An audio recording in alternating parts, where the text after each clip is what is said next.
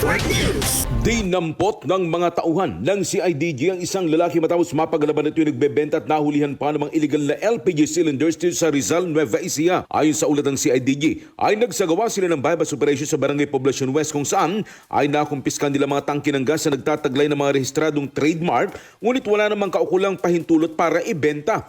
Sinabi ni Colonel Grant Golod, ang hepe ng CIDG Regional Field Unit 3, ang hakbang na ito ay bahagi ng kanilang maigting na kampanya laban sa mga gawaing naglalagay sa panganib sa kaligtasan ng publiko. Bukod sa mga tangke, nakuha rin sa lugar ang isang improvised decanting device at dose-dose ng mga canisters na ginagamit sa illegal na operasyon.